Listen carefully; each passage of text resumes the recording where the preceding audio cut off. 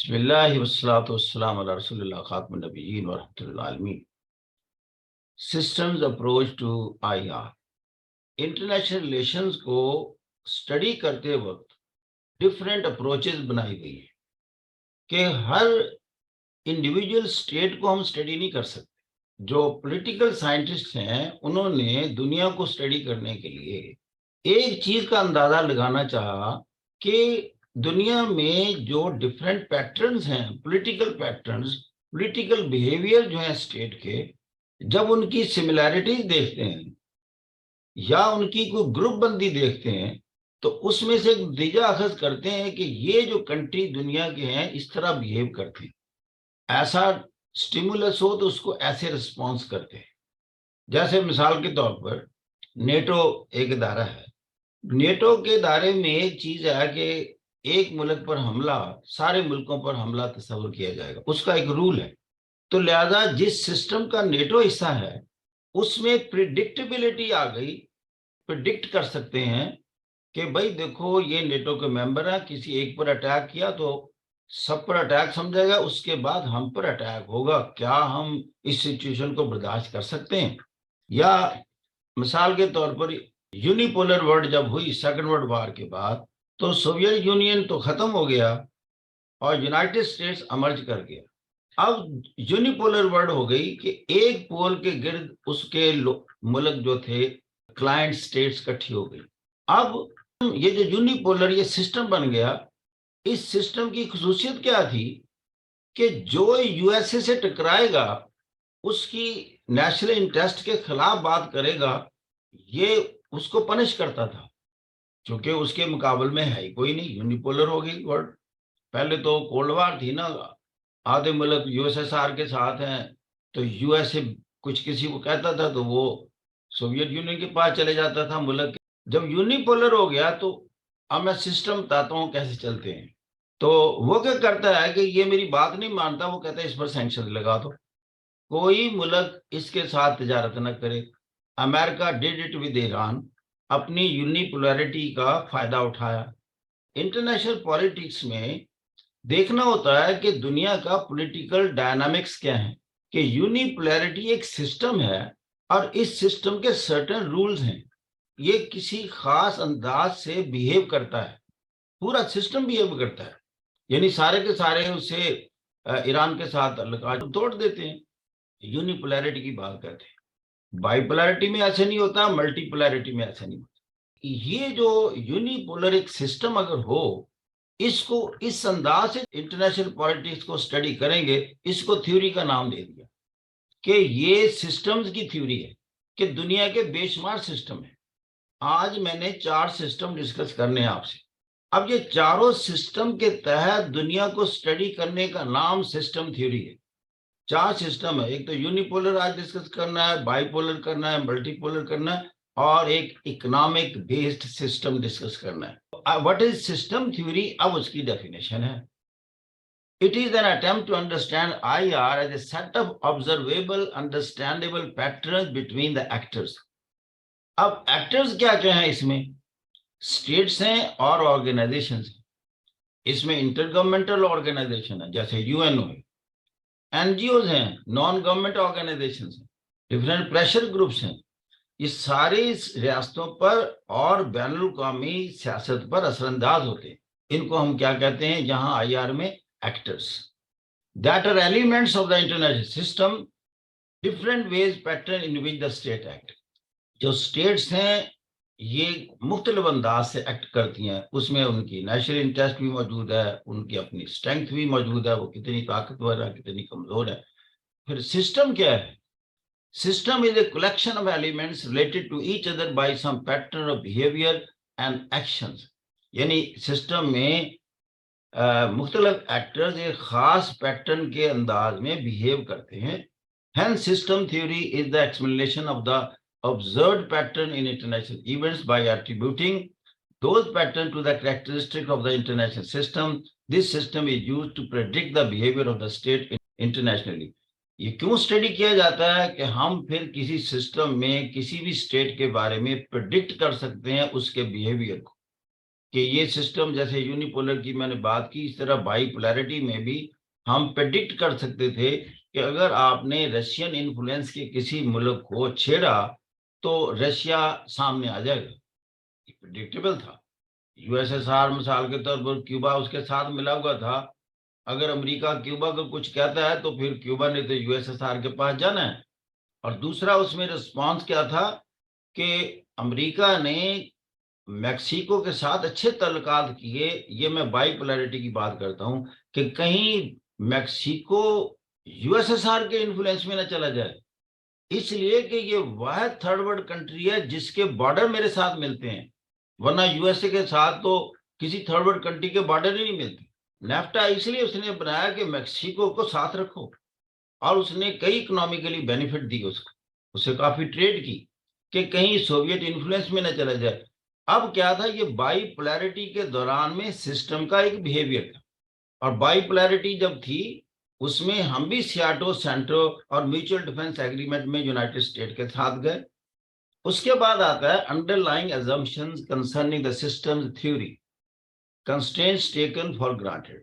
अब जैसे आपने साइंस में पढ़ा हुआ है कि फलां चीज कांस्टेंट है, हो तो फिर ये होगा एक्शन और रिएक्शन। अजम्पशन का मतलब ये है कि अगर ये चीजें ऐसे ही रहें तो फिर बाकी चीजों में तब्दीली आएगी। ये यहाँ इसमें भी कांस्टेंट होते हैं।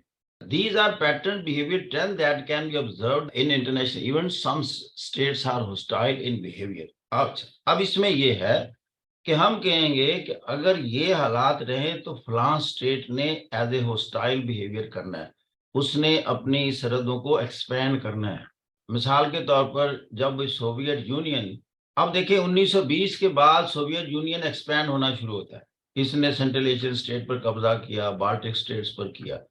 जब बाइपोलैरिटी थी और सोवियत यूनियन एक बड़ी पावर था, तो ये एक अजम्पशन थी कि अगर इसको किसी ने ना रोका तो ये इसमें हॉस्टिलिटी बढ़ जाएगी, ये नेबरिंग कंट्रीज के बारे में हॉस्टाइल हो जाएगा, ये एक्सप्लॉइटर हो जाएगा। यानी कांस्टेंट क्या हुआ, if nobody interfere with the Soviet union.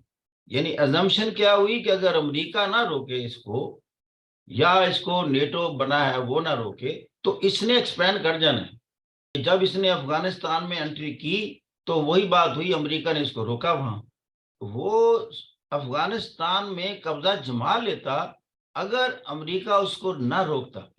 Actors international relations comprise the system. अब एक और अजम्पशन है। अजम्पशन ये है कि सिस्टम अप्रोच में कि जो एक्टर्स, अब एक्टर्स की मैंने ऊपर बात कर दी, एक्टर्स में कंट्रीज भी हैं और ऑर्गेनाइजेशन भी हैं, कि ये एक सिस्टम के तहत चलते हैं। जैसे यूनाइटेड नेशंस भी एक एक्टर है और वो एक सिस्टम के तहत चलता है, उसमें सारे मुल्क के मेंबर बने हुए हैं, उसकी आगे एजेंसीज हैं, उसके सर्टेन रूल्स हैं। आपने देखा होगा कि ह्यूमन राइट्स की कहीं वायलेशन हो तो यूएनओ इंटरफियर करती है, वो कहती है जी आपका ह्यूमन राइट्स का लेवल ठीक नहीं है। या दुनिया में बीमारी हो तो उसको हेल्प आउट करने के लिए उसका वर्ल्ड हेल्थ ऑर्गेनाइजेशन एक्टिव हो जाता है। The patterns we can observe in international relations are due in part to the characteristic of the international system. अब ये इंटरनेशनल सिस्टम का हिस्सा है, ये over the period of time gradually develop होती हैं चीजें। जैसे यूएनओ कोई पहले दिन तो नहीं डेवलप हो गई, उससे पहले जंग अजीम दोम हुई, तबाही हुई, फिर इंटरनेशनल सिस्टम ने मजबूर किया कि to ensure peace and stability in the world there must be an organization like United Nation जिसका major objective peace and security हो। ये जो दुनिया का पैटर्न्स और बिहेवियर्स हैं, ये एक सिस्टम को तश्कील देते हैं जिस सिस्टम में दुनिया चल रही। जैसे आजकल क्या चल रहा है, अब ये थोड़ा सा ग्लोबलाइज सिस्टम है, इसके अपने प्रिंसिपल्स हैं। हम इतने इंडिपेंडेंट भी नहीं हैं, हम इंटरडिपेंडेंट हैं ग्लोबलाइज्ड वर्ल्ड में। कई पॉलिसी बनाते वक्त हमें कई चीजों का ख्याल रखना पड़ता है। यूएनओ यहाँ उसके क्या असूल हैं, एमनेस्टी क्या कहेगी, ग्रीन पीस क्या के रिजर्वेशंस क्या होंगे, हमारी अपनी ट्रेड यूनियंस उसके बारे में क्या बोलेगी, ह्यूमन राइट्स के जो वॉच डॉग्स हैं दुनिया में वो क्या कहेंगे। while chalking out policies we are concerned about so many things at the international level। तो इस चीज को स्टडी करने का नाम फिर बन गया, ये एक थ्योरी बन गई कि सिस्टम देखना चाहिए कि what kind of system is working और द प्रिवेलिंग अराउंड। जो इस सिस्टम में एक्टर्स फंक्शन करते हैं, जो रोल अदा कर रहे हैं, वो क्या होते हैं? National actors, nation state, inter government organisations. इस तरह मल्टीनेशनल कंपनीज हैं, वो मुल्कों पर असरअंदाज होती हैं, मुल्कों में इन्वेस्ट करती हैं, उनकी पॉलिटिक्स को भी मुतासर करती हैं। तो अदर ग्रुप्स क्या हैं? ऑर्गेनाइज और नॉट ऑर्गेनाइज। इसमें क्या है? मुल्कों में जब आप पॉलिसी चार्ट आउट करते हैं, आपने देखा कहीं किसान मुतासर तो नहीं हो रहे पॉलिसी से। चाइल्ड वर्कर्स के बारे में आपने, बच्चों को फैक्ट्रियों में लगाया हुआ है, इंटरनेशनल इदारों को पता चल जाए, वो आप पर एक लेबल लगा देंगे। लेबल कहते हैं कि दुनिया में बदनाम कर देंगे कि ये मुल्क बच्चों से काम लेता है, इससे चीजें ना खरीदो। या पाकिस्तान पर लेबल लग जाए कि वहां पॉलिटिकल इनसिक्योरिटी है, वहां टेररिज्म है, यहाँ इन्वेस्टमेंट रुक जाएगी। या ये एक लेबल बड़ा पॉजिटिव लेबल होता है कि that economy is a fast emerging economy. उसका इमेज होता है कि let us invest in that country. Media is one of the important pressure groups, और इंडिविजुअल सिटीजन एक एक शख्स अहम है, इसलिए कि यही लोग हैं जो मुख्तलिफ इदारों में जाते हैं, जो मीडिया में जाते हैं, जो बात करते हैं, बोलते हैं, जो तकरीरें करते हैं। आजकल तो यूट्यूब का चैनल शुरू कर लेते हैं। तो इसमें लीडर्स भी इन्वॉल्व हैं, लीडर बहुत बड़ा रोल अदा करता है। तो while framing A policy or entering into a certain alliance, you have to be very much considerate about your own people and the people in the globe, कि दुनिया के लोग भी क्या महसूस करेंगे। आजकल पॉलिसीज में इंटरनेशनल सोच रखनी पड़ती है, वरना दुनिया में सिविल सोसाइटीज आपके खिलाफ हो जाएंगी। अब इसके सर्टेन रूल्स हैं, यानी जो भी ऑर्गेनाइजेशन हो या कोई सिस्टम हो, वो चंद असूलों पर चलता है, कवानीन पर चलता है। इसके कवानीन क्या हैं? Statement that defined action that are required, forbidden और परमिटेड। इसमें होता है कि ये काम कर सकते हैं सिस्टम में, ये बिल्कुल नहीं कर सकते और इनकी इजाजत है। ये तीन एरियाज हैं। Pattern in system are often due to generally accepted rules about how to conduct international relations when it comes to alliance behavior. For example, for instance, the attack on one member will be considered an attack on the whole alliance. NATO की मिसाल मैंने की। Hence, patterns are made on the basis of certain rules, and different systems have different rules. So there is also a range of acceptable or expected responses enabling states to predict the behavior of other states. उस system में कोई आप बाहर से interfere करेंगे तो उस system का एक रिस्पॉन्स आएगा। चूंकि वो सिस्टम है, उसके सेट रूल्स हैं, इसलिए वो प्रिडिक्टेबल है। अब एक सिस्टम की हम बात करने लगे हैं, मेजर सिस्टम, लेकिन उसके अंदर तीन सिस्टम है। वो है पोल्स सिस्टम, यानी पोल की बेस है। इंटरनेशनल रिलेशंस में जो बड़ी ताकतें हैं वो पोल के तौर पर एक्ट करती हैं।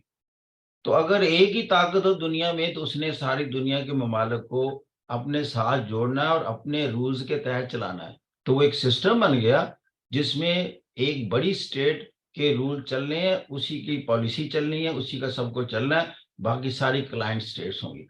The term poles come from the concept of polarity in electrodynamics. ये तो मैं वैसे बात की कि साइंस से हमने ये लफ्ज लिया।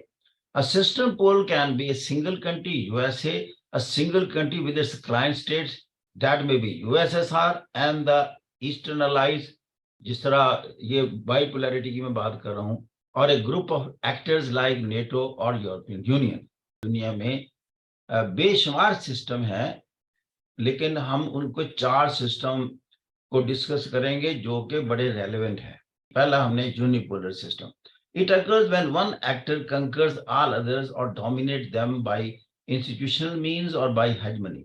Bipolar system. फिर उसके बाद हमने देखा, ये रिसेंट हिस्ट्री की बात है, कि after the second world war, तो USA versus USSR during cold war, two रफली इक्वल कोलेशंस ऑफ एक्टर्स। इसमें आम तौर पर कहा जाता है कि उनकी एक जितनी ताकत होती है, तभी वो बाइपोलैरिटी होती है। Often formed around one strong actor in each coalition, even actors like UN or NAM in the past could not break the spell of bipolarity.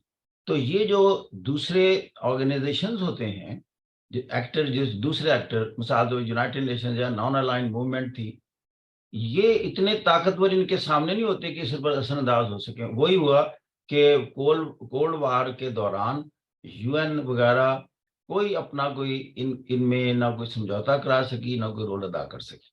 फिर आ जाता है मल्टीपोलर सिस्टम। पोल्स आर रफली equivalent fluid and competitive system और shifting alliance. अब इसमें एक से ज्यादा 4 या 5 के करीब बड़ी ताकतें होती और वो तकरीबन एक जितनी वैल्यू रखती।